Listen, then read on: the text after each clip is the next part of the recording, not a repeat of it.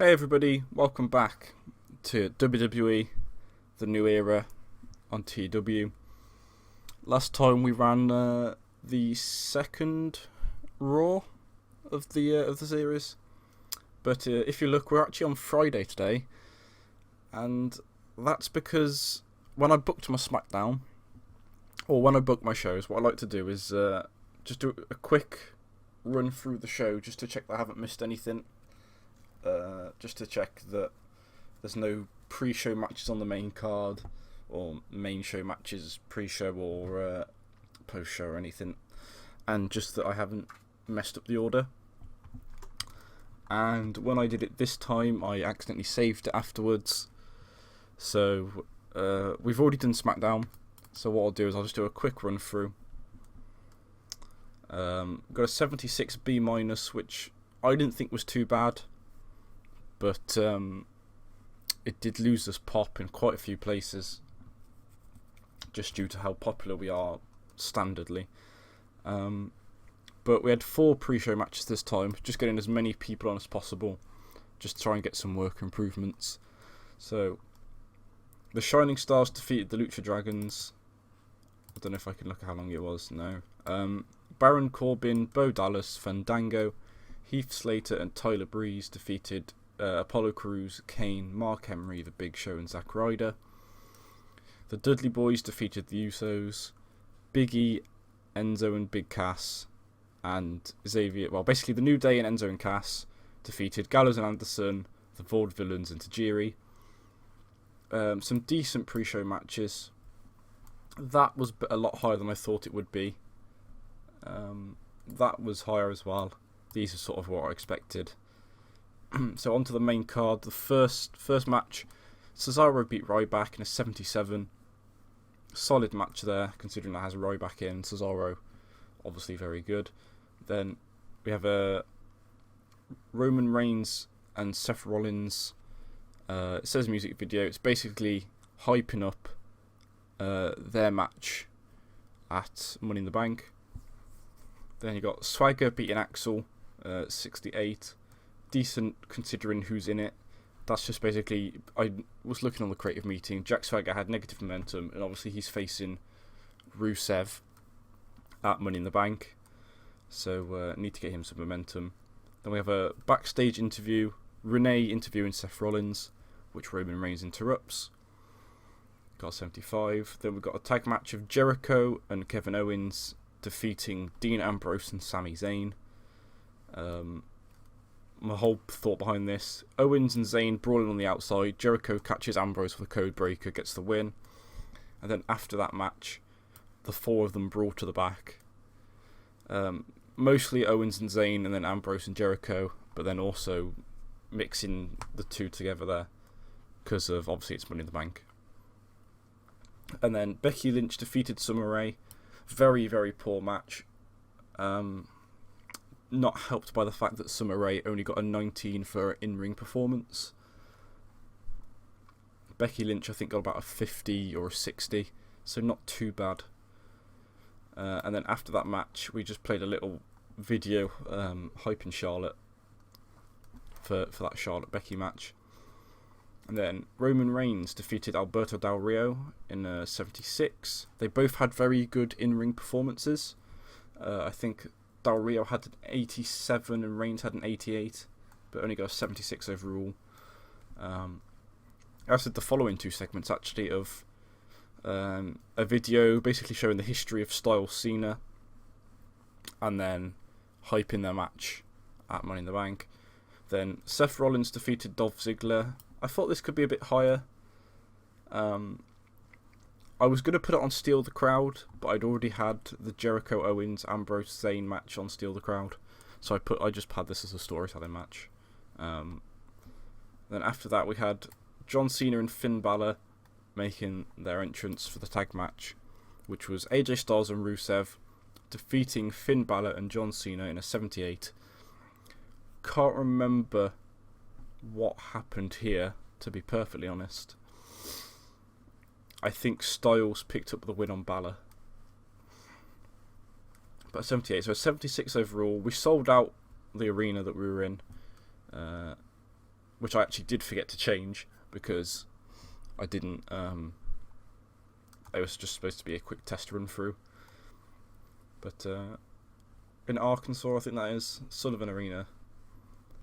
Decent broadcasting figures as well, just over 15.5 million. So a decent show. It's just a shame that we didn't quite get into a high 70 or an 80. It's not amazing because the AI books terribly on this game, but I'll just show you. That's the NXT before, because of how TEW works. If you have, like when NXT had Takeover on the Wednesday, they just didn't have a normal NXT. On this one, they have a normal NXT and a Takeover. So on the normal NXT, there's a confrontation between Nakamura and Samoa Joe. American Alpha defeated TM61 to retain the tag titles. It's a confrontation between some of the women. And then Alia and Tess Blanchard went to a no contest with Eva Marie and Mandy Rose. Then there was a pre-match interview with Adam Page before Adam Page defeated Austin Aries. Not a great show, got a 46. I don't know what to think of it. Feedback from viewers is that it was pretty good. Obviously, because NXT is a smaller company, you don't expect them to get... They're not supposed to get as big a score. If we go to NXT TakeOver at the end, for just under 4,500 fans, feedback has been pretty good, especially for a company that size.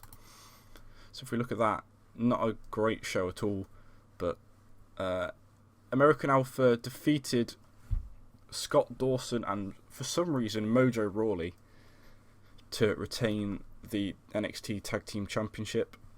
So they defended it twice in one night. Then Eva Marie defeated Alia, Adam Page defeated Angelo Dawkins, Asuka defeated Bayley to retain the Women's Championship. Braun Strowman, who we sent down to developmental while Wyatt and Harper are injured. So Strowman defeated Young, and then Gargano defeated Tommaso Ciampa as the main event. Not the best show at all. But NXT, we're not really going to pay too much attention to their scores. So we're just going to go now on to Raw, and I'll see you once I've booked Raw. Okay guys, we're back. Show's booked. Luckily, I realised halfway through running my test that some of these angles were in the wrong place. I had this Outcast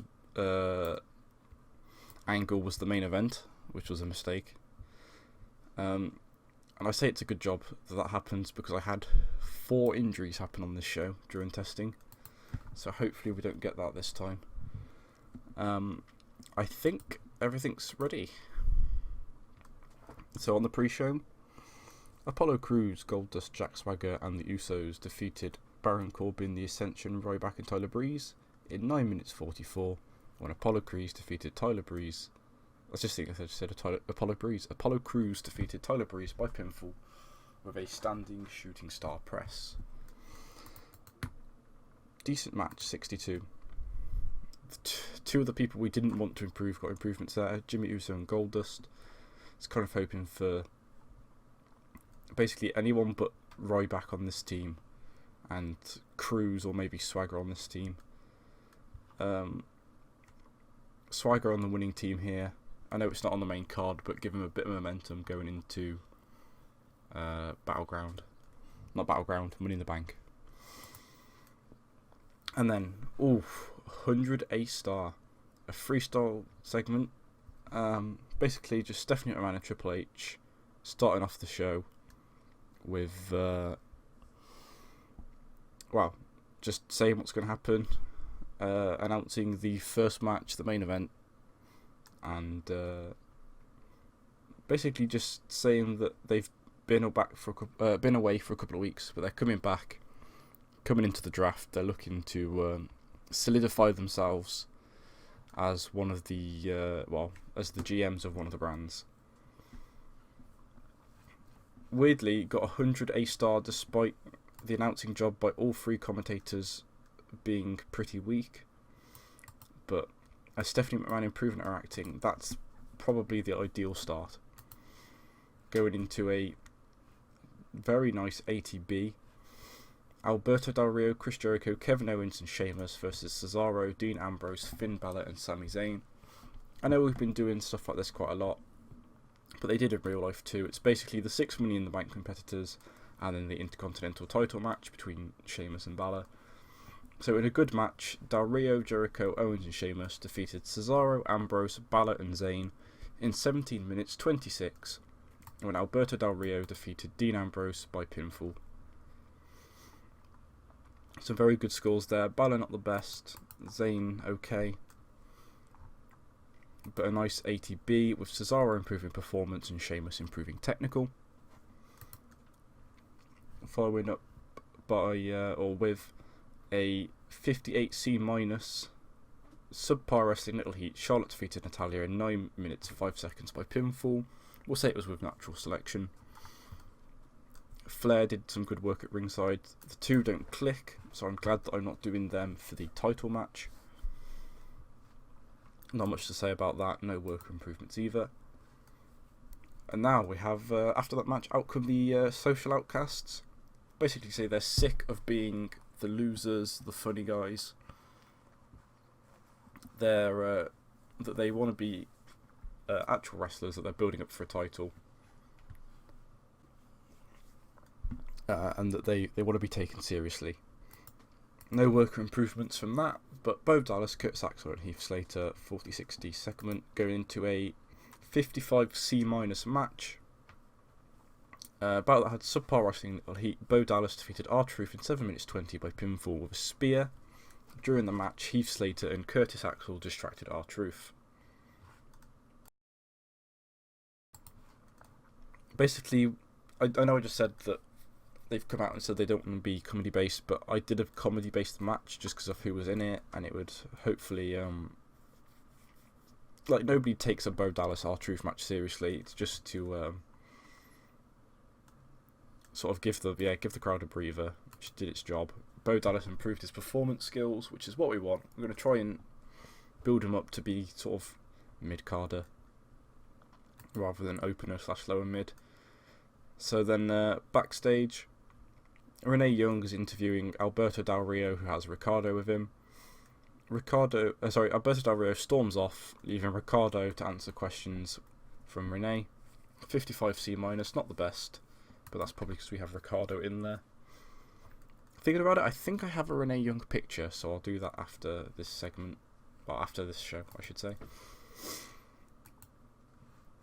After that, we go into a 70C plus. Wish it was a bit better. But in 13 minutes, Rusev defeats Dolph Ziggler with a bullplex. Decent performance by Ziggler, not the best by Rusev. No worker improvements.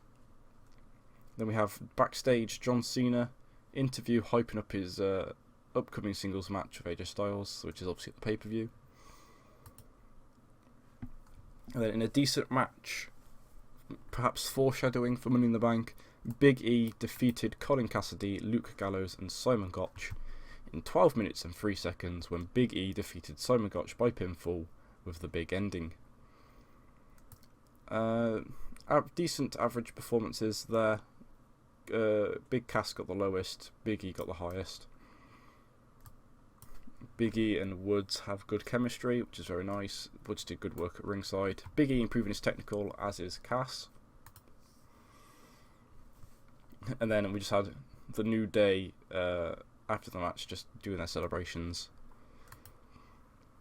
And then the main event, in a bout that had superb wrestling and great heat, Roman Reigns defeated AJ Styles in 13:57 when AJ Styles was disqualified when Seth Rollins ran in and attacked Roman Reigns. So you were scared here when I said Roman Reigns defeated AJ Styles, but it was because Rollins ran in, attacked Reigns. Very good. Roman Reigns improved his performance. Then after Rollins runs in, he stands with Reigns' title over him, and then walks off with it backstage. 76B minus to end the show. So that show, an 82, the best show so far. definitely helped by this 100 angle with Steph and Triple H, and the 87 Cena Styles, plus the 2 solid main events in that start match. 82B, best show we've done, I believe. I think the last one we did, or the other good one we did, was an 80. Let's have a look. 82, 76, 80, 68, 66. Yeah. As we look at the male, Graves, the referee, Dillinger, Itami and Asuka want to be called up. They'll probably get called up when we do the brand split. So they'll have to wait another month or so. It's the week before Battleground is when we'll do it the week after Battleground, but in real life it's going to be the week before. But basically the Raw and SmackDown, probably just the Raw, will be the draft episode, and in fact we might just do an episode on its own of just the draft, but we'll also have on the weeks building up to the pay-per-view, we'll have each each brand are going to be drafting their picks, their first 5 picks. There we go. Finally got my words out. So at the pay-per-view, if we look at the calendar, here is this is Money in the Bank. This is Battleground. So we've got the pay-per-view, and then 1, 2, 3, 4. So that's 1, 2, 3, 4, 5 chances to draft their first 5. So we'll do Money in the Bank. Vince will announce who's going to be the GMs. They'll pick their first pick. Then on Raw, the Raw GM will pick his pick or her pick. On SmackDown, they'll pick their second pick. So it'd be first picks, second pick, third pick, fourth pick, then fifth pick at the Battleground, and then the Monday after Battleground will be the rest. Now I just have to remember to book that. So probably a slightly longer episode this time due to the mess up with SmackDown, but now we're a week away, just under, from Money in the Bank. We just have SmackDown and then the pay-per-view, and I think that's all for now. So with that, I'll see you guys soon. Bye.